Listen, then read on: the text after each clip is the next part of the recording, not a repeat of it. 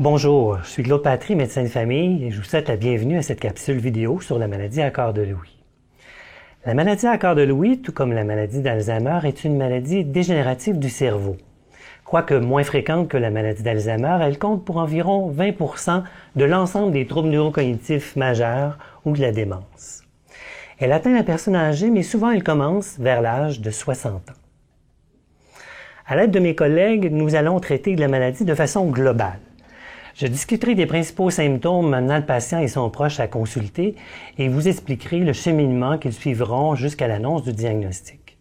Dans la deuxième partie, mon collègue, le Dr Louis Verrette, neurologue, nous expliquera plus en profondeur des lésions au niveau du cerveau des gens atteints de cette maladie et ce qui nous amène à voir les principaux symptômes. Dans la troisième partie, Mesdames Karine Ménard et Nancy Cyr, infirmières cliniciennes, nous donneront des conseils pour faire face aux principaux symptômes et savoir comment réagir face à ces symptômes de la maladie à cœur de Louis. Dans la dernière partie du vidéo, Mme Mireille Clich, travailleuse sociale, nous fera part des principaux services offerts dans la communauté pour les gens atteints et leurs proches.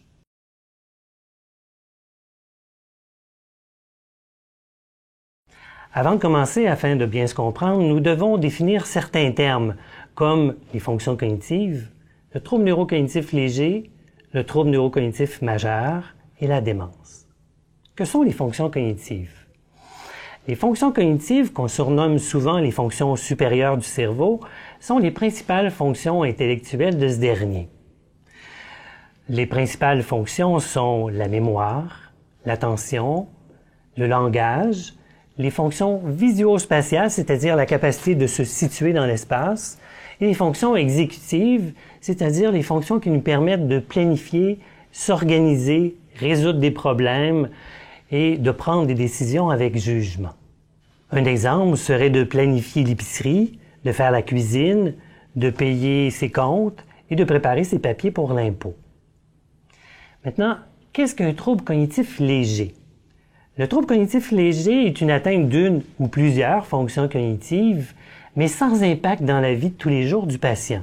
C'est-à-dire que malgré l'atteinte de la mémoire, du langage ou d'une autre fonction cognitive, le patient trouvera des stratégies pour bien fonctionner dans la vie de tous les jours. Tant qu'au trouble neurocognitif majeur, il s'agira d'une atteinte des fonctions cognitives, mais qui aura un impact dans la vie de tous les jours, au niveau du travail, de ses loisirs, ou de sa vie sociale. Le terme démence est un synonyme de trouble neurocognitif majeur. Au Québec, nous utilisons de plus en plus le terme trouble neurocognitif majeur parce que le terme démence est plutôt péjoratif et souvent associé à la folie.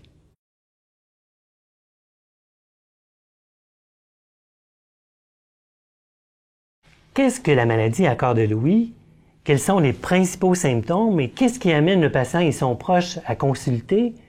Nous allons répondre à ces questions, mais avant, regardons ensemble le témoignage de proches aidants de conjointes atteints de cette maladie. On était en voyage un hiver en République dominicaine, a commencé à avoir des fantômes. Là, j'ai mis ça sur le dit, peut-être que le changement d'endroit, la nourriture, puis prendre un verre un peu, puis du soleil, tout est plaisant, excepté ça. Là, voir les fantômes, ça allait pas bien. Quand on est revenu de voyage, on faisait de la moto, beaucoup de motos. Un de nos amis qui est médecin, je lui parle de ça, je dis, écoute, il y en a à voir des fantômes. Mais ça n'existe pas. Fait que là, on se rend compte, on commence à jaser avec elle. Mais c'est vrai, j'y vois. Puis, à description assez précise. Le grand déclencheur pour moi, en tout cas, ça a été vraiment des hallucinations qu'elle avait, visuelles.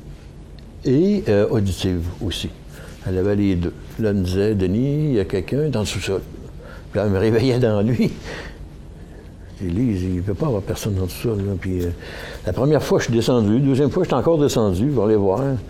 Mais là, à un moment donné, j'ai compris qu'il se passait quelque chose. Là, c'est pas ça. Alors là, après ça, c'était des hallucinations visuelles. Alors, j'étais dans la salle de bain, elle aussi. Il y avait une chaise qui, le manteau était suspendu, puis elle me disait, Denis, il y a une grenouille à l'autre bout, là. Une grenouille, OK. J'ai dit, moi, je vois pas de grenouille, là, mais... Et après ça, ça a été la situation de... on était en train de se coucher, puis ma femme était aux toilettes. Et elle me dit, Denis, il a rentré un rat dans la douche. Puis là, la panique était à bord, c'est bien sûr. Hein? C'est un rat. Ben, OK, je me lève, je rouvre le rideau de douche. Pas de rat. Fait que là, j'ai commencé vraiment à soupçonner des choses là, qui me disaient, là, attends un peu, là, il se passe de quoi? Puis la nuit, ben, elle voyait, dans le détecteur de fumée, elle voyait des bébites qui sortaient, des choses comme ça. Ça fait que ça fait tout un réveil. Elle était assise dans la maison, puis elle voyait des personnes dans le parc en avant de chez nous, sur le banc. Il n'y avait personne, c'est certain, mais elle les voyait. Mais c'était sporadique. Fait que c'était pas pire que ça. Elle a commencé à avoir ce qu'on appelle des tremblements essentiels que j'ai su par après. Elle commençait à la main droite, commençait à trembler quand elle mangeait sa soupe ou pour autre chose. Elle avait des petits tremblements qui empiraient toujours un petit peu. Fait qu'on était voir un médecin pour dire, ben, qu'est-ce qui se passe? Parkinson, ça a été, je vous dirais, c'est arrivé un peu plus tard. Sur le coup, des composants de Parkinson, il y en avait un petit peu, mais pas beaucoup. C'était des raideurs, là. On voyait que sa dextérité manuelle était un peu plus difficile. Sa démarche était correcte selon le neurologue aussi, là. C'était pas rendu là, mais je pense que le diagnostic était posé beaucoup au niveau de tout ce qui est mémoire, là, OK? Beaucoup plus que le côté Parkinson, là. Mais après ça a évolué, le Parkinson. On voit que là vraiment, sa dextérité, elle a de la misère à prendre ses médicaments, elle va échapper quelque chose. Il y a quelque chose aussi qui est arrivé à un moment donné, elle se penchait au niveau devant les armoires, puis le sens de l'équilibre est moins présent. Oups, elle partait vers en arrière. C'est drôle parce qu'aujourd'hui, elle l'a moins, ça. Elle s'occupait de la comptabilité, un peu. Ce qu'elle voulait, quand elle voulait faire les commissions, puis elle pouvait référer à mes clients, à peu près n'importe qui dans la plomberie, l'électricité. Elle connaissait tout le monde, brillante, intelligente, avec un sourire, puis bien avenante. Ça fait que c'était la personne idéale pour avoir un commerce, puis l'entre-gens. Puis ça, ben, avec la maladie, c'est certain que là, moi, je prenais ma retraite. Ça fait que, mais avant que je prenne ma retraite, là, elle avait commencé à avoir plus de difficultés avec les ordinateurs. Un petit peu. Mais, tu sais, jusqu'à temps qu'elle oublie ses mots de passe, puis que ses filles viennent lui remettre, puis encore et encore. Vous savez, les comptes bancaires, tout ce qui est chiffres, là, pour elle, là, c'est une complexité terrible là, aujourd'hui. C'est difficile pour elle d'être autonome vraiment financièrement puis bien comprendre. Quand je lui explique, elle comprend, il n'y a pas de problème, mais 5 minutes après, elle oublie. Alors, pour elle, je lui ai pas expliqué. Elle n'avait plus de sécurité, elle n'avait plus de confiance en elle pour conduire sa voiture. Fait que la voiture, elle servait pratiquement plus ou presque pas. Quand ça a baissé, ça a baissé. Il y a des choses qui reviennent parce qu'à un moment donné, ça, au point de vue, là, elle l'avait pas. Là, la cuisine, là, il n'y avait plus d'intérêt. On aurait dit qu'elle avait oublié beaucoup, presque tout. Là, on regardait avec dans une recette quelque chose comme ça. Mais sur d'autres choses, on va lui poser une question, puis on va avoir une réponse précise. Puis même en s'en allant en voiture, puis là, elle me dit, ben là, regarde, on va passer par là. Non, t'es bien mieux de passer par là. Tout, c'est comme si, là, tout serait revenu, puis bien clair. La question, ça. Tu sais, il me semble. Puis là, ben, 20 minutes après, ben, on s'en va à un endroit, puis là, ben, j'aurais pas eu besoin de destinage. Je savais où je m'en allais, puis il n'y aurait pas eu de destinage. Mais elle me dit, non, tu passes pas là. Ben, là, il y en a, ben oui, on passe là. Tu sais, en quelque part, ce que la brillance, l'intelligence, puis tout qui était revenu vite comme ça, puis précisément comme ça, fulgurant, c'est comme si ça allait dans nos sens. Ben, je voyais ça comme ça. Il y a des bonnes et des mauvaises journées pour sa mémoire.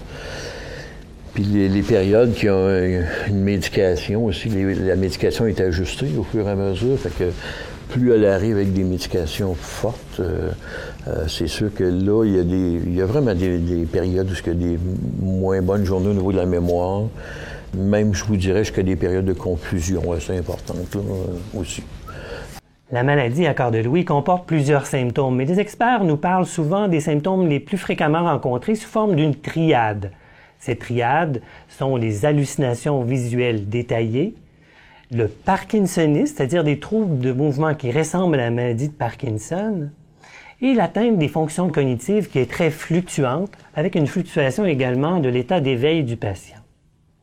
Bien qu'il existe d'autres symptômes, comme nous l'avons vu à l'intérieur d'un des témoignages, les hallucinations visuelles sont souvent le facteur déclencheur qui amène le patient à consulter, contrairement à la maladie d'Alzheimer, alors que le patient consultera pour des problèmes de mémoire.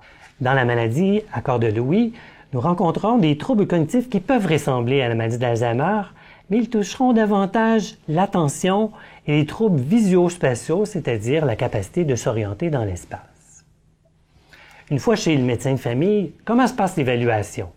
L'évaluation se fera de préférence avec l'aide d'un proche qui pourra nous raconter les principaux symptômes et l'évolution de la maladie. Voici quelques exemples d'autres symptômes que nous pouvons rencontrer. Un petit peu plus tard, elle se répétait souvent. Puis ça a continué. Ça commence par des petits événements qui arrivent, tu t'aperçois qu'il y a de quoi qui ne fonctionne pas bien. Je m'apercevais que j'ai demandé des choses puis que c'était oublié, ou des choses qu'elle ne prenait pas note, donc ça fait que elle oubliait encore plein de petits détails comme ça qui fait qu'à un moment donné, tu te dis, tiens un peu là, c'est quoi qui se passe? On laisse traîner, c'est long, hein? C'est vraiment long, ça se fait pas sur une courte période, là. Chaque fois qu'on allait à la caisse, elle aurait voulu changer son numéro de code parce qu'elle s'en souvenait plus. La porte d'entrée, c'était sa date de naissance. Puis là, la Ville de Québec, à un moment donné, m'a envoyé un papier. Si ça recommence encore, vous allez avoir des frais, des amendes, parce que ça se déclenche trop souvent. Fait que là, la mémoire, tout de suite, s'en allait. Je me percevais qu'elle en perdait parce que là, elle allait aux matinaux. Ça, c'est 3 jours par semaine. Lundi, mercredi, vendredi, 1 heure de temps, de la natation puis de la marche. Puis elle avait déjà été dans la natation, elle avait déjà été dans les compétitions. Ça fait qu'elle était bonne, puis elle aimait ça. Là, le désintéressement, doucement. À un moment donné, quand ça l'arrêtait au printemps, ça y tentait moins. Mon énergie cardio, je voulais la faire, ça l'intéressait moins. Quand elle est venue le mois de septembre, elle s'est enregistrée. Elle y a été une fois, elle a dit « marche trop vite ». Elle n'avait plus d'intérêt. L'intérêt s'est en allé assez vite. Pour la moto, elle avait peur. Plus ça allait, plus elle avait peur. Ils vont trop vite. La peur, elle l'a gagné tout le temps, puis le désintéressement. Assez que ça n'était tannant, parce qu'il n'y avait plus d'intérêt, puis la peur. Elle avait déjà une personnalité anxieuse. Alors, mais là, j'ai compris que la maladie avait doublé, triplé, quadruplé son anxiété. C'est vrai, c'est une composante que j'oubliais, mais c'est assez impressionnant jusqu'à quel niveau ils peuvent, qui anticipent, qui ont peur, qui ont des inquiétudes, même si elle l'avait, ça s'est amplifié. Elle pouvait écouter la télévision de 12 à 14 heures par jour. La principale chose, puis assez souvent les mêmes choses, puis les enregistrements, beaucoup de la même chose. Au début, c'est quand même pas si mal. Là. Je pense que c'était des sommeils un peu réguliers. Je pense pas que ce soit été une composante dès le départ. Mais aujourd'hui, elle dort entre 16 et 18 heures par jour. On m'a confirmé que ça faisait partie de l'évolution de la maladie, ça, le besoin de dormir comme ça. On se retrouve souvent tout seul. Ça, puis tout ce qu'elle fait, c'est regarder la télé, là, parce que ses capacités ont diminué. Là. Son sommeil aussi est atteint, est encore atteint, même si c'est sur médication. Beaucoup de mouvements dans le lit, les bras qui partent, pouf, pouf. Je me demandais le jour où je mangerais une volée. Mais j'en ris, mais c'est une approche qu'on s'est donnée, moi et ma conjointe, puis je suis très à l'aise de le faire, parce que le rire a fait partie de notre démarche aussi. De rire des situations, mais pas de rire de la personne, de rire des situations qu'elle vit pour dédramatiser des places, parce que je pense que ça allège, sinon c'est vraiment lourd à porter. Là. Selon les symptômes mentionnés, le médecin questionnera sur l'apparition d'hallucinations, de troubles moteurs, c'est-à-dire du changement dans le mouvement de la démarche s'il y a des tremblements, et interrogera le patient et son proche sur l'apparition de troubles cognitifs. Il demandera s'il y a une atteinte au niveau de la mémoire. Est-ce que le patient a des propos répétitifs? Est-ce qu'il se répète? Est-ce qu'il a tendance à chercher ces choses ou même à les perdre? On questionnera également le langage. Est-ce que le patient cherche ses mots? Est-ce qu'il a tendance à se retirer des conversations complexes? On questionnera aussi l'orientation. Est-ce qu'il pose sans cesse des questions pour savoir quel jour on est, quelle date on est? On questionnera aussi l'orientation dans l'espace. A-t-il tendance à se perdre? S'est-il déjà perdu en voiture ou a-t-il de la difficulté à trouver ses trajets pour aller aux centres commerciaux, par exemple? Les symptômes de l'humeur et du comportement sont fréquemment rencontrés dans la maladie. Le médecin s'informera de la présence de symptômes dépressifs, d'anxiété ou de tout changement du comportement du patient. Il s'informera également du sommeil. Il n'est pas rare que les gens atteints de maladie de corps de Lewy aient un sommeil très agité. Il n'est pas rare qu'ils donneront des coups à leur conjoint pendant la nuit ou même tomber en bas du lit. Cette perturbation du sommeil peut commencer plusieurs années avant les premiers symptômes. Toujours par rapport au sommeil, les gens rapporteront souvent de la somnolence pendant le jour ou le besoin de dormir davantage. Dans un deuxième temps, le médecin s'informera du fonctionnement du patient dans ses activités de tous les jours. Comme la maladie est évolutive, la maladie touchera d'abord les activités complexes comme cuisiner, payer les factures ou conduire la voiture. Si la maladie évolue, nous verrons des activités plus primaires s'installer, soit des troubles au niveau de l'habillage ou de l'hygiène. La nourriture a commencé à en faire moins d'intérêt. Il y a 2 ans, 2 ans et demi, on fait passer là, avec un médecin, là, il dit il y a d'autres choses. Puis lui, il avait déjà une idée de ce que ça pouvait être, mais on a fait passer des examens, puis des évaluations. Fait que au mois du printemps, il envoie une travailleuse sociale, puis l'infirmière. Puis à un moment donné, une qui est venue, puis on dit, ben là, vous allez faire à manger. Il a fait faire à manger. Moi, je m'occupais de rien. J'étais comme si je n'étais pas là. Numéro 1, salade numéro 1. 15 jours, 3 semaines après, je fais de la soupe, la recette de sa mère. Ça fait qu'elle ne pouvait pas dire qu'elle ne connaissait pas. Mais elle avait déjà eu d'autres problèmes aussi. Mais là, je dis, comment est-ce qu'on met de sel là-dedans? Puis tout, là, elle ne savait plus. Ça empirait tout le temps.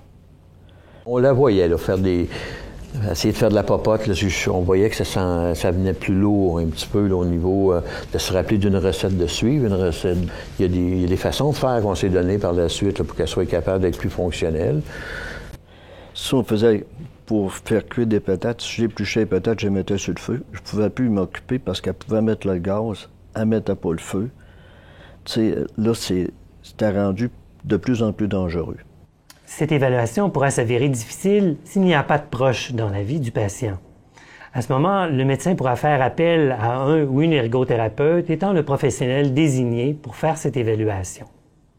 L'ergothérapeute pourra se rendre au domicile du patient avec son consentement et pourra faire avec lui des activités afin d'évaluer son fonctionnement à la maison. Après le questionnaire médical et l'évaluation fonctionnelle, le médecin fera un examen physique. Il s'attardera surtout aux signes neurologiques. Il sera à l'affût de tremblements, d'une diminution des mouvements, d'une diminution de la mimique au niveau du visage avec une diminution du clignement des yeux, d'une démarche plus lente, à petits pas et courbée vers l'avant. On appelle ces signes neurologiques du parkinsonisme ou des signes extrapyramidaux. On les rencontre dans la maladie de Parkinson ou la maladie à corps de Lewy. Juste regarder mon doigt. Mettez les mains droites devant vous comme ça. Fermez les yeux. Très bien, ouvrez les yeux. On va baisser une main ici. Avec l'index, vous allez venir toucher mon doigt ici. Votre nez, mon doigt de l'autre côté. Très bien. Vous allez rester mou comme la guenille.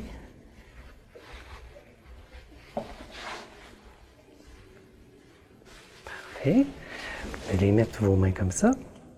Les mettre comme ça, comme ça, comme ça, comme ça. Parfait. Vous allez faire des points. Vous allez ouvrir, fermer le plus vite possible. Les 2 premiers doigts, le plus vite possible. Comme ça. Très bien. Après cet examen, le médecin procédera à des tests cognitifs qu'il fera lui-même ou demandera à une collègue infirmière de faire passer ces tests. On y retrouvera surtout le MMSE ou son dérivé, le MoCA, le test de l'horloge qui en est inclus, et souvent le médecin fera un test ou une échelle pour évaluer les symptômes dépressifs ou d'anxiété du patient. Il fera également un questionnaire ou une échelle pour s'informer du degré d'épuisement de son proche.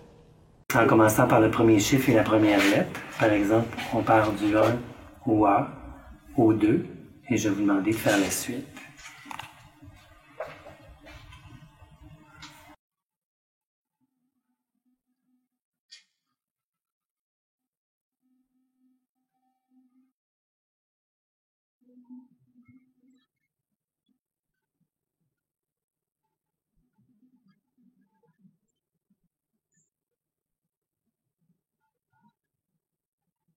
Très bien. Maintenant, vous allez me copier le cube.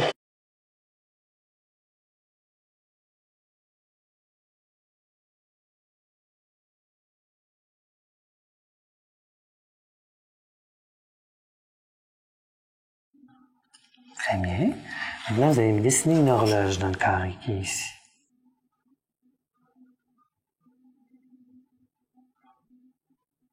Mettez les chiffres à la bonne place et indiquez l'heure à 11h10.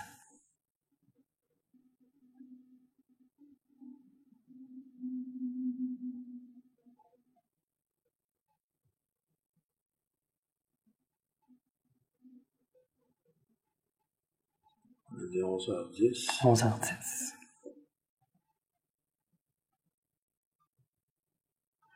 Très bien, merci. Après les tests cognitifs, le médecin remettra une requête au patient pour des prises de sang et procéder également à une image de son cerveau. L'image se fera soit par une tomodensitométrie, un scanner ou un TACO, ce sont tous des synonymes, ou par une résonance magnétique, et le choix de l'un ou l'autre de ces examens se fera selon la disponibilité dans votre région de ces examens. À la réception des résultats de prise de sang et de l'imagerie, le médecin vous convoquera pour vous donner les résultats de cette évaluation. Le diagnostic de la maladie à corps de Louis est un diagnostic qu'on dit clinique, c'est-à-dire que le médecin se basera sur le questionnaire, les tests cognitifs et son examen physique pour procéder au diagnostic. Les prises de sang ainsi que l'image du cerveau serviront à éliminer d'autres causes de maladies qui peuvent mimer la maladie à corps de Louis, comme un cancer, une métastase ou un AVC. Si le médecin est confortable, il posera lui-même le diagnostic. Mais comme la maladie est plus rare que la maladie d'Alzheimer et plus atypique, le médecin demandera fréquemment l'opinion d'un spécialiste. Ce dernier pourra être un neurologue, un gériatre, un gérontopsychiatre ou une équipe de professionnels spécialisés dans les fonctions cognitives. Le diagnostic se fera la plupart du temps à un stade léger de la maladie, un stade où le patient est encore capable de gérer son avenir, de prévoir des papiers légaux. Le médecin de famille demandera au patient et à son proche de réviser ses papiers légaux, comme le testament, un mandat de protection ou une procuration.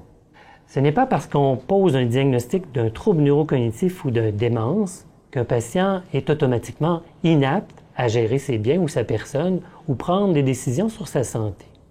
La plupart du temps, lorsque le stade est léger, le patient peut participer à ces décisions. Par contre, si le diagnostic est fait à un stade plus tardif, c'est au médecin et à la travailleuse sociale d'évaluer cliniquement le degré d'inaptitude au bien et à la personne. Par la suite, il s'ensuivra un processus judiciaire et le tribunal aura, au besoin, à statuer sur le degré d'inaptitude et prévoir s'il y a lieu à assurer une protection pour le patient. En résumé, la maladie à corps de Louis est une maladie dégénérative du cerveau, tout comme la maladie d'Alzheimer, mais moins fréquente. Elle atteint les personnes âgées et débute souvent vers l'âge de 60 ans. Elle comporte plusieurs symptômes, mais les hallucinations visuelles détaillées sont souvent le déclencheur qui amènera à la consultation. Le médecin, dans son évaluation, procédera à un questionnaire, une évaluation cognitive, à une évaluation du fonctionnement du patient et procédera à un examen physique à caractère surtout neurologique.